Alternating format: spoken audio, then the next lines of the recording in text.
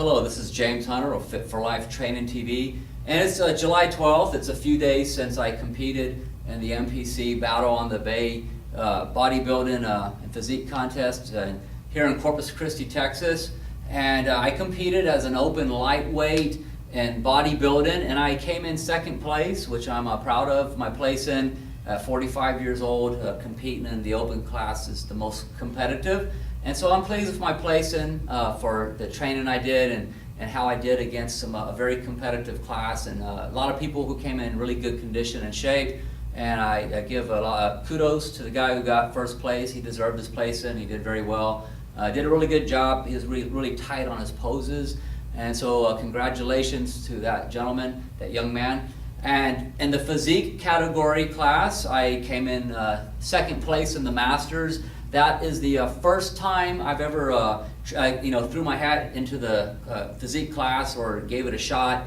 And it was interesting. It's different. It's not just yes, it's part of your physique and how good a condition you're in, but it's also a presentation and how you go out there and do your how you pose from the front and the back. So that was interesting. I'd never done that before, so I did get some experience at that. And it being my first time, I still managed a second place. And so I placed in both classes that I entered, bodybuilding and physique. And I'll put some photos up here so you can see, and also from my posing routine and so on, so you can see what kind of condition I came in. Now on Friday, I weighed in. I met the requirement for the lightweight bodybuilding class, which the cutoff is 154 pounds. And every time I've competed in bodybuilding, I've competed as a lightweight, I've always came in right at 154 or a bit less than that, just to meet the requirement. And on Friday, I met the requirement for lightweight. And here a few days later, as you can imagine, for people who've competed after the show, we eat a lot, and I've been eating a lot the last few days. I had pizza on Sunday, burgers, chocolate chip cookies, and I'll maybe put some pictures up here of what I looked like Saturday night after I started just pigging out on a lot of the sweet foods and what have you. My vascularity is just popping out everywhere, and the next few days I was just getting really full without losing my abs and midsection. I've gained probably some of it maybe water weight I've gained back, but my total weight gain, I'm 166.8 pounds today. So I've gained close to 13, as much as maybe 15 pounds, depending on how you look at it. And that's just in a matter of a few days of just eating a lot. I've been eating a lot of calories, a lot of food. My body's just like a sponge, absorbing everything that I've been putting in from a food intake. Now eventually, I'm going to calm it down. I'm not going to just keep eating whatever I want. I'll probably here by the end of this week kind of get back on track with a reasonable clean eating. I don't want to get fat, and I don't want to let myself go. But I am enjoying these few days. It's really good, feeling just to kind of relax a little bit. Haven't worked out this week. As some of you can imagine who've competed before, you're sore. My calves are sore from flexing. My abs, keeping my abs tight. Back is sore, and so I'm just letting the body rest. Training for a bodybuilding contest in the last week, it's pretty intense. All the posing practice. You're on a strict diet and so on, and just making weight, and so it's a lot to go through, but I'm glad that I completed it. And a big part of it is, yes, everybody wants to place, and I did, so I'm satisfied with that. I brought some medals home, but beyond just that, it's not just about the placing. For a lot of people, I have some friends that competed, and although they didn't place this time around, they still have something to be proud of in terms of having the satisfaction of knowing they had the discipline to follow through and complete something, setting a goal, training for it, having the discipline to stay in your diet, follow through, and complete something that you said you were going to do and follow through with it. So that's an accomplishment, something to be proud of. So I'm going to be posting pictures throughout this video as I talk to you, so you can see the condition I was in. I was approximately about 3.9% body fat, thereabouts, maybe a little less. I checked it last Tuesday of last week, and then right up to about Thursday, Friday, as I was peaking at the peak point of my leanness.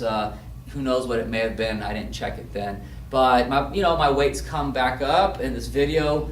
If you get, I'm just standing here relaxed, I'm not trying to flex or anything. I donated blood today, so I'm not going to be flexing my left arm. Donating blood is a good thing, by the way. It's for a good cause, benefits a lot of people in need, and it's just a good thing to do. So I donate blood about every 3 months throughout the year at the Coastal Bend Blood Center, or blood bank here in Corpus Christi, Texas. So for those of y'all who haven't donated blood, consider it. And just a little side note there. So again, just a quick review. This video series, Transformation for 2016, that I started a few months back, maybe 4 months ago. You can see in that beginning video, I was about probably 165-ish, around there, but I was softer. I had more body fat around the waist. My body composition was different, and I looked different. I had more fat around my waist, and it's typical of a lot of men. And my muscularity was not too bad in my shoulders, arms, and legs. But now I'm back to that weight, about 166, as I mentioned earlier, from when I started. But now I still look better than when I started, weighing about close to the weight that I'm back to right now. The difference is increase in lean muscle mass. And right now it's just because I've just absorbed so many carbs, and my muscles have assimilated a lot of that. It's roll 4 right now, So I am still in better shape from when I started, even though I'm kind of back to my start weight. And my body composition is definitely superior and better from when I started. Now for my future goals, as far as competing again, I definitely want to compete again. I may do physique again by the end of the year. I'm not sure what contest. With physique, there's not necessarily a weight class. They go by your height. You get a height card. I'm 5'8". They use an electronic device, and sometimes it's not exactly accurate for what you think you are. I have a friend he's a legit 6'5", and it had him a little shorter than 6'5". I didn't say anything. I just was stood in line, let him check my height, and the gentleman said I was a little less than 5'8", so they put me in, I think it was class A. They have A and B. So anyways, they gave me the card, and I just went with it. I wasn't going to debate my height. It's not a big deal. It's a contest, and I just went with it, what category the officials put me in. So anyways, that one's based on height, not your weight. So you could be standing next to somebody who feasibly may have more muscle mass, way more than you, but because of y'all's similarity in height, you're going to be in the same class for physique. Masters is by age in physique, not necessarily your height. So we'll see what happens later in the year. I'm going to pick a contest. I'm going to do physique again, and I'll probably come in a bit bigger as far as from a weight standpoint and size standpoint, and still have, be conditioned, be lean. As far as bodybuilding, I've always competed and came in as a lightweight. When I got into condition, it's just the way it's worked out. But when I've assessed the things I need to improve upon, I've always been able to do well with my shoulders and my back. I've had good development, delts, shoulders, back development. That's never been a weakness. I've always had that taper. And my legs do pretty good. But really, for me to make the improvement of getting a thicker chest, in my opinion, I just need to put on some more size.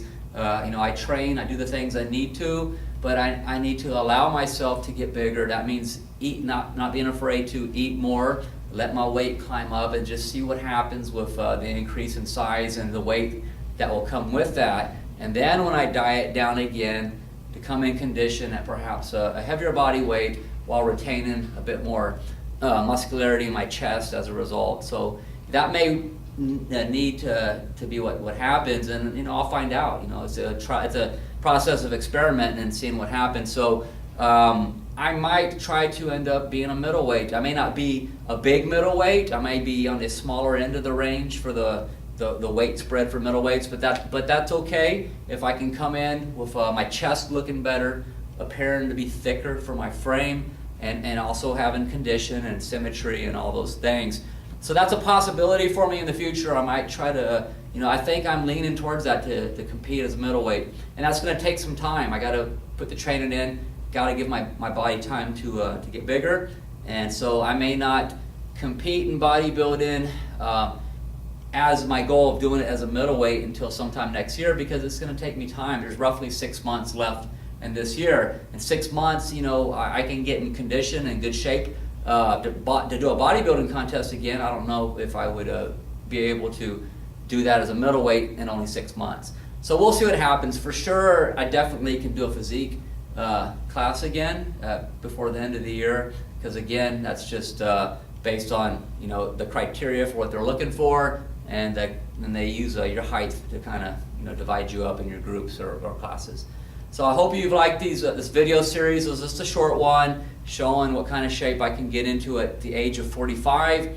The show that I can get in condition and compete in a bodybuilding contest despite being a 45-year-old man, which is not old. It really isn't. It's middle age these days, and it's really relative to what you've put into your life in terms of conditioning.